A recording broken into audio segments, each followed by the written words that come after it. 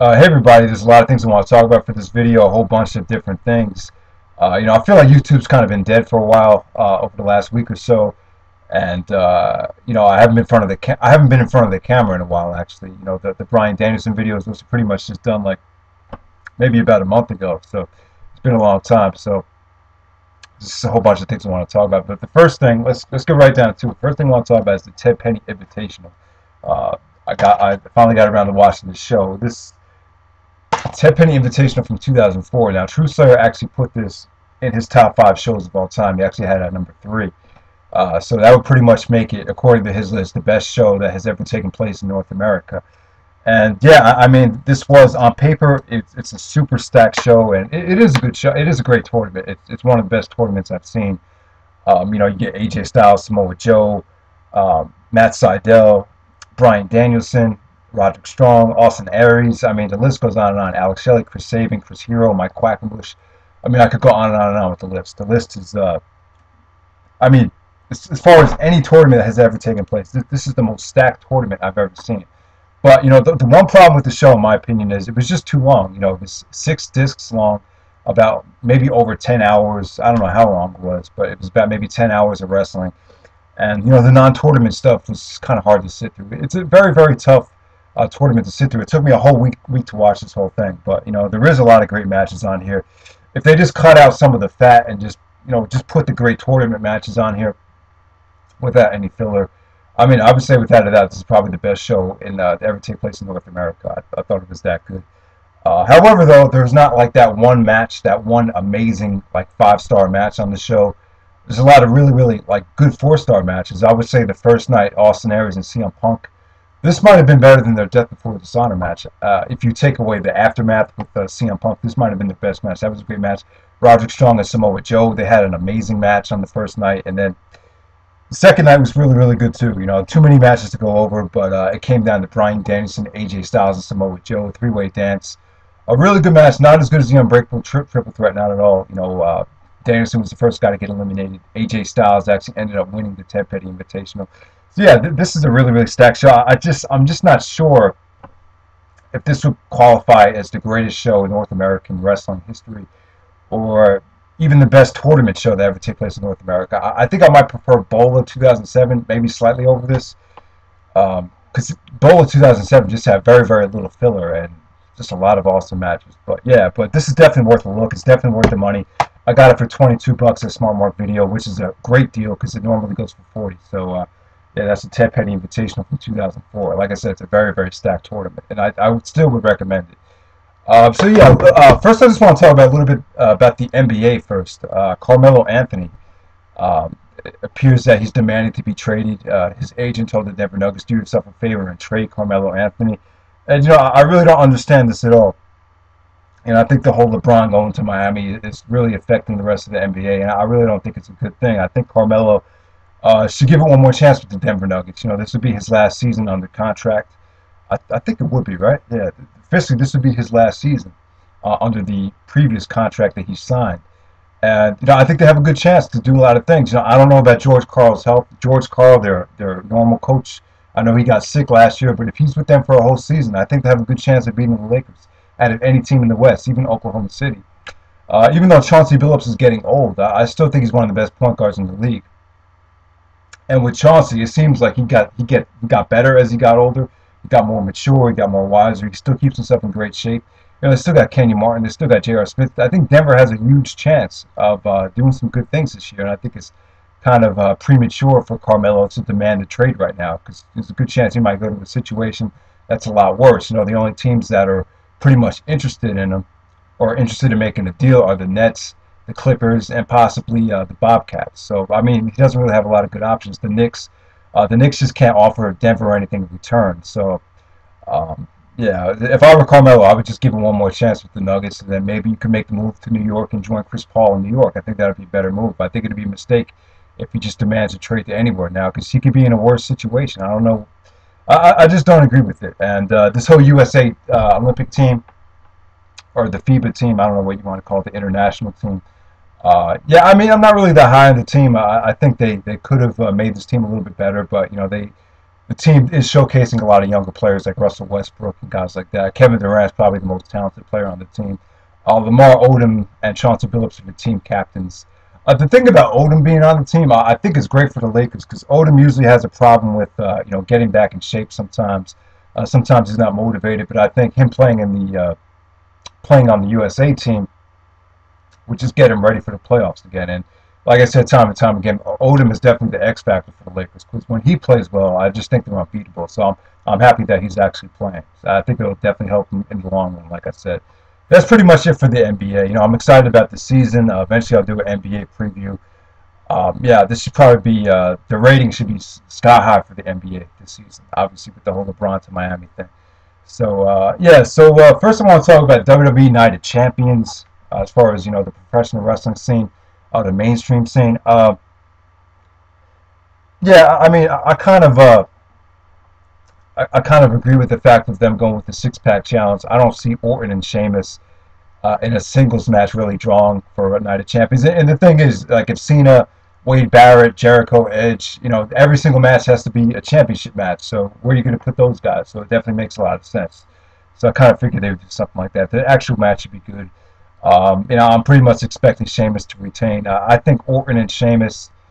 I was saying to myself, Orton and Sheamus in a Hell in a Cell match is not going to draw a big buy rate at all. But I'm thinking they might put Cena in the main event in the maybe against Wade Barrett at the Hell in a Cell pay-per-view. Maybe you could do Cena, Jericho, and Edge versus some of the Nexus guys in like a tag team main event at Hell in a Cell. That would probably draw a lot more than Undertaker and Kane or Randy Orton and Sheamus. So the title matches just might be undercard matches. I have a feeling they're going to go in that direction. So, yeah, and hopefully Bryan Danielson will get a shot at the U.S. title against The Miz. I'm not sure if that's confirmed yet, but hopefully that will happen. So, yeah, Night of Champions looks like a skippable pay-per-view, but that six-pack challenge should be a lot of fun. I mean, they haven't done one since, like, Unforgiven 1999. So, okay, so next up I'll talk about TNA.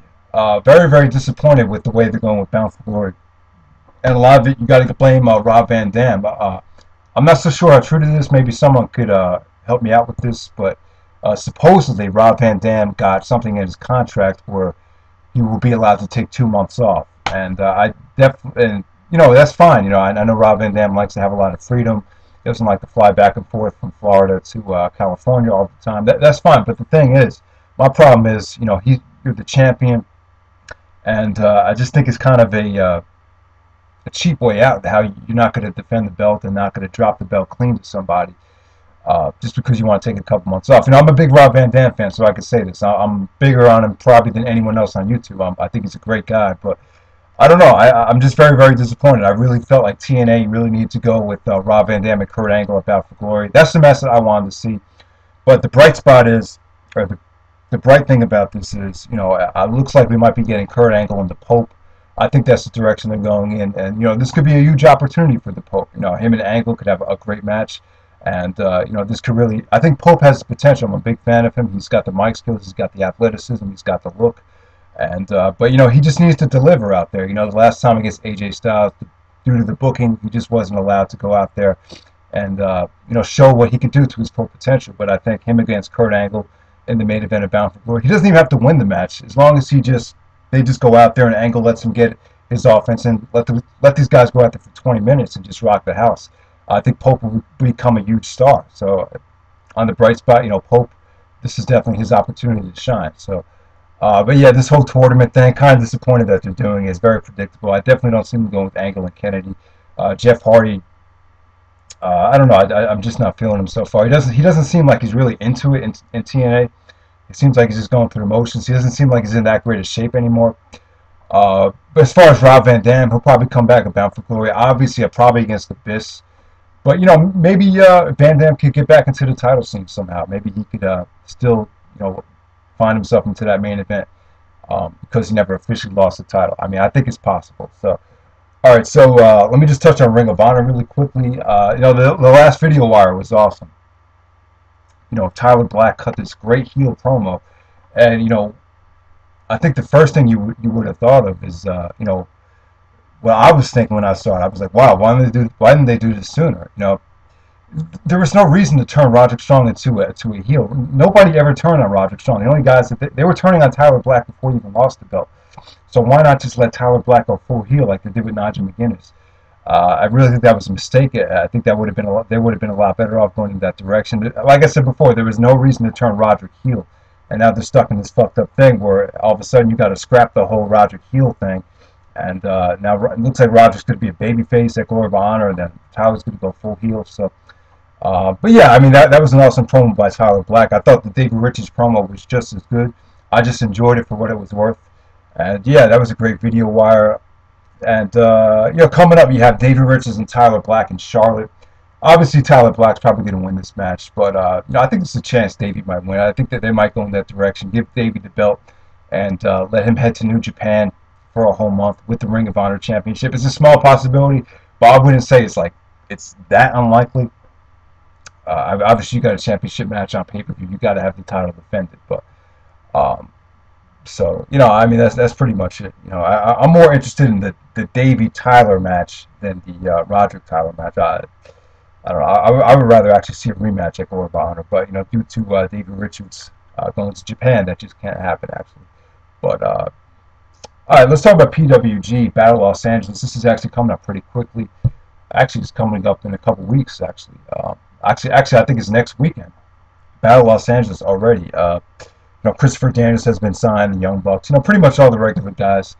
So yeah, I just want to make it clear that that's coming up soon. Chikara, the Young Lions Cup is this weekend, and I pretty much agree with some what the other people are saying. I think Double Cross King said this, that the Young Lions Cup should definitely, you know, you can't give it to someone that wrestles internationally, because any other year that would have been fine. It would have been great exposure for the Young Lions Cup, but because the BDK storyline is so hot right now, I think, just like you said, you need to keep it, you know, within the company, and you know, play off the Young Lions Cup and apply that to the BDK storyline. So, yeah, I definitely agree with that. So, yeah, I've never seen a full Young Lions Cup show.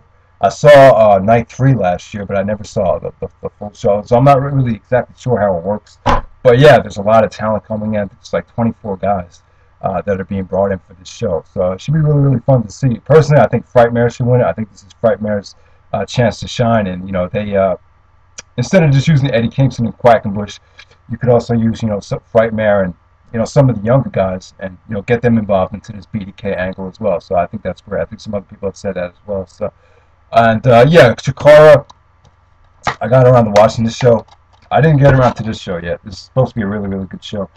Bryan Danielson versus Tim Donst on this one. But yeah, Chikara seemed to have cashed in on the Bryan Danielson return more so than all the other promotions.